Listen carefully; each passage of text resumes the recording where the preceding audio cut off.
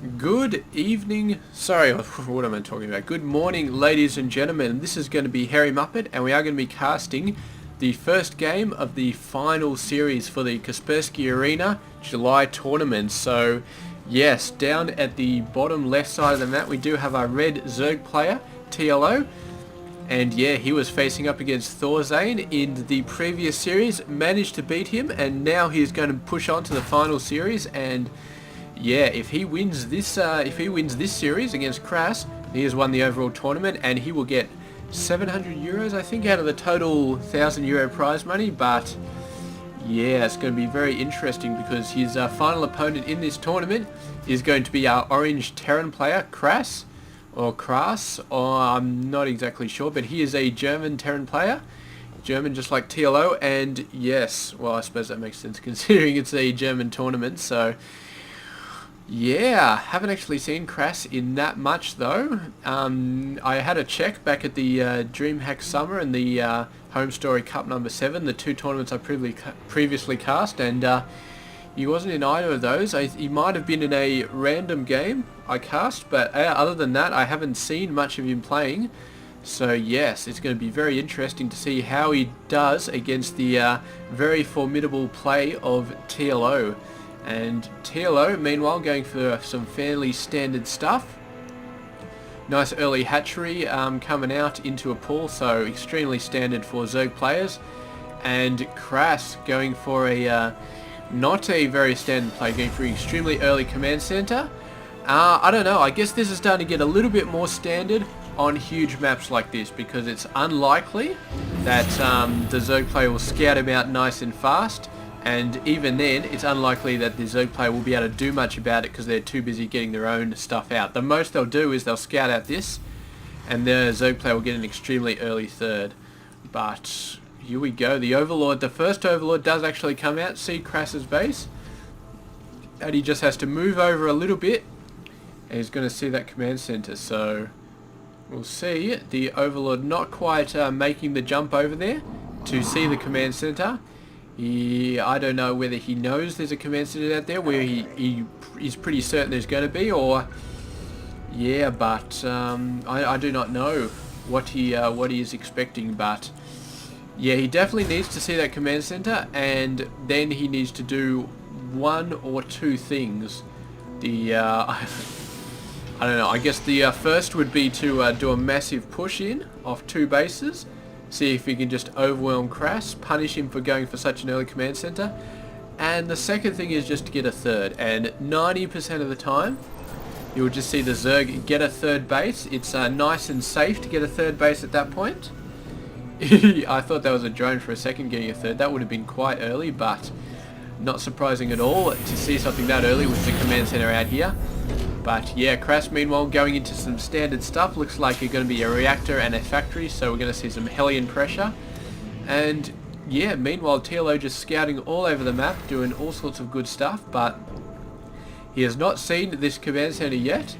He has not expanded to a third base yet, so I'm getting a little bit worried about him not getting a hold of this situation, because right now KrasS definitely has the economic advantage.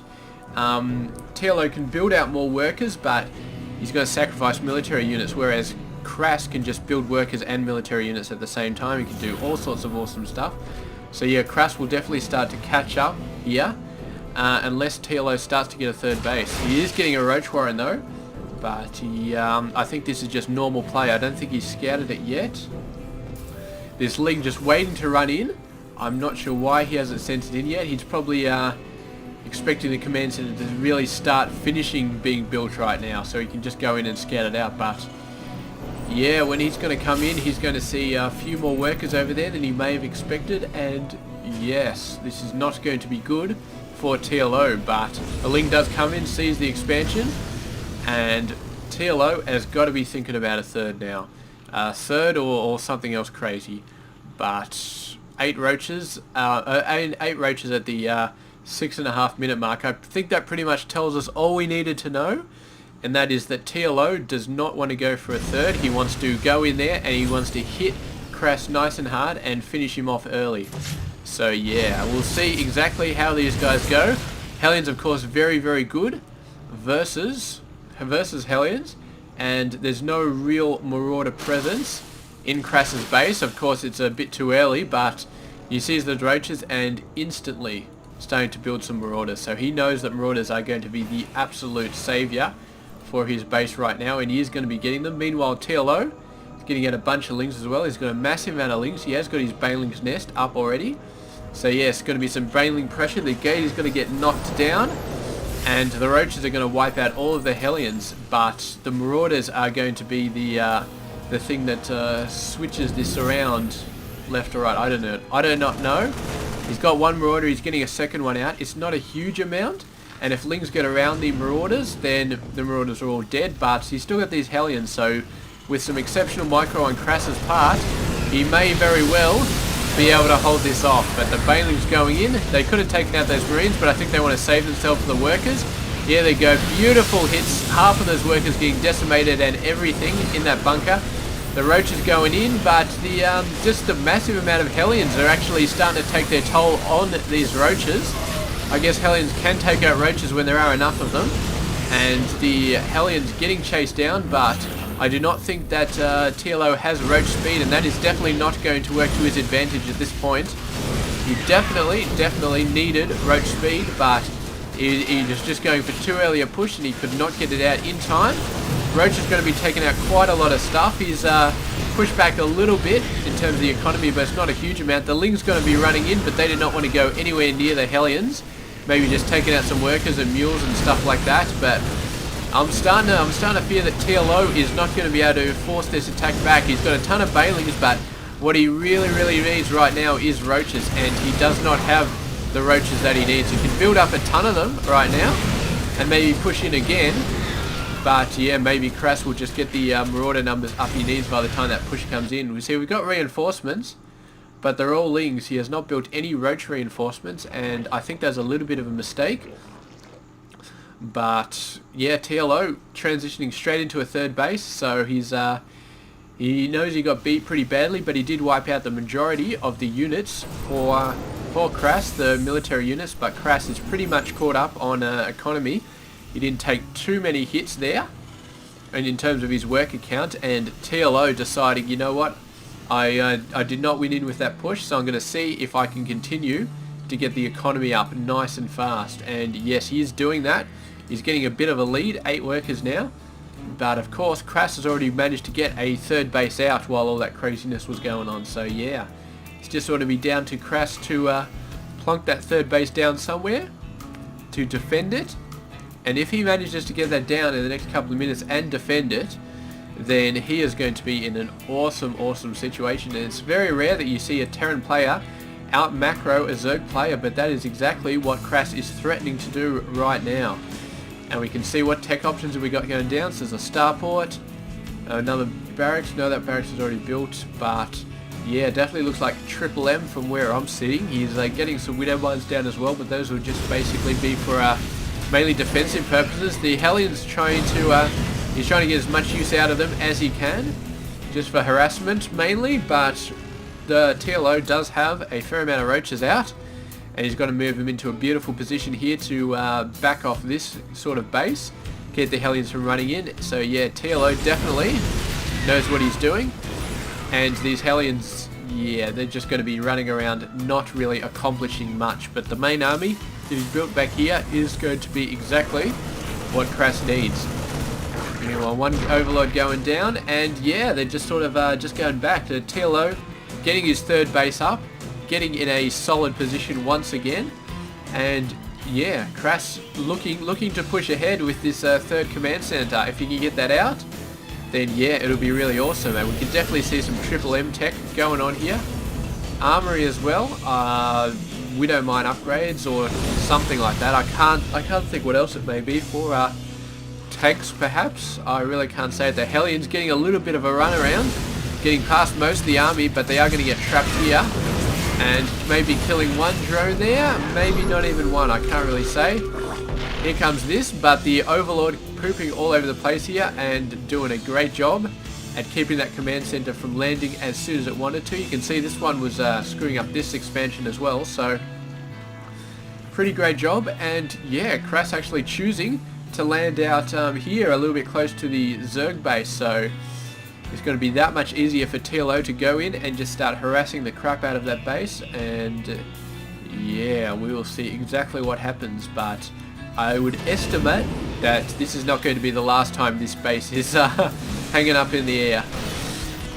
Here we go, TLO making another push, and I think that was an Overseer, man. Just got totally owned by that Widow Mine, man. Really, really nice.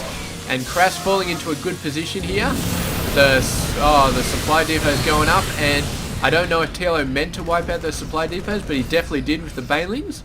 And yes, he's just going to push back, and KrasS in a pretty good position here. Those Banelings being lost was not fun for TLO, and yeah, Widow Mine getting taking out an Overseer, definitely not good, because yes, the Overseers are supposed to be the ones who are taking out the Widow Mines, not the other way around. But yeah, actually researching Burrow here, so that could be interesting.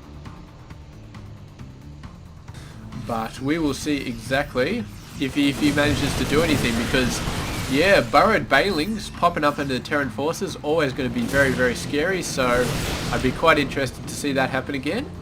But yeah, look at this Zerg force. The Zerg continuing to have the numbers, but KrasS has such a tightly packed group, and he's doing a great job at doing the splits when he needs to. So the Banelings not getting the best hits that they possibly could, and in the end it's just Roaches versus Marauders, which is definitely not going to be favouring the Zerg player. I mean, I think he's got more units, but when you're facing off against Marauders, it's just, yeah, the Roaches do tend to take the worst hits, and it looks like he actually manages to save the majority of the workers, or at least 16 getting out there, so some very, very unique dropship action there from KrasS to save all these workers. And meanwhile, we do have a 4th base coming down for TLO, so continuing to put the pressure on. And yeah, but we're still going to say great job there from TLO. He's managed to keep the 3rd base from really getting stuck into it, and he's got his 4th base down at the same time. So right now he is in a great position to take this game away, and KrasS is doing all the good stuff that he needs to do, but the main thing that he needs to do is to get this base down, and so far he has not managed to solidify this 3rd base. And look at these guys, they're just walking in here like they own the place, and there's not too much the Terran can do about it because they're too worried about their expansion right here. The Terran's trying to get up enough forces, and I think in maybe a minute or so he will have enough to risk trying to go out and keeping this base done. But look at TLO, man, getting the 5th base out as well. Really, really just extremely, extremely good on the economy. It's just pushing out as much as he can, really doing some good stuff. And yeah, just, I mean, what can you say? It's just awesome, awesome stuff. And I do believe that, yes, KrasS does know about this 4th base down here. So this base is going to have a bullseye painted on it for the next few minutes, but yeah, I mean, he's got the 5th base over here as a backup, so, and it's not like KrasS would really guess that it would expand over there, because expanding closer to your enemy generally not a good idea, as we can see by this command center over there. Still hasn't landed. He really should move it over there because he could defend that a lot easier. I mean, the Zerg player, the creep of the Zerg player is actually pretty abysmal. I mean, TLO, I would have expected a little bit better creep at this point, but his creep is pretty much non-existent through the middle of the map, so he's been too worried about hitting stuff, I guess. Look at these Widow Mines then, it's just like a ticking time bomb. These Roaches are dead and they don't even know it yet. Oh, look at them all just explode. He really needs to get an Overseer down there, but I think the last one that came down did get taken out by a Widow Mine, so yeah. Meanwhile, he manages to save this attack, but yeah, TLO just continuing to put the pressure down, and KrasS really needs to do something about this. He's going for a massive amount of Marines, but considering that there is Roaches and Banelings, I mean, he really needs to start worrying about Marauders a little bit more, because Marauders are not exceptionally good versus Banelings, but defensively they do last a little bit longer, and yeah, I mean they're just so much better versus roaches. But he's continuing to push out with the Marines. Yeah, I guess he's just favouring the Marines. Maybe he's going to move into tanks soon or something like that. Get the tanks to take care of the roaches and the banelings. But we haven't really seen that too much. He's still just got. Oh no, here we go. We've got 2 more factories with tech labs on it. So he's definitely got the potential to go for some heavy tank play.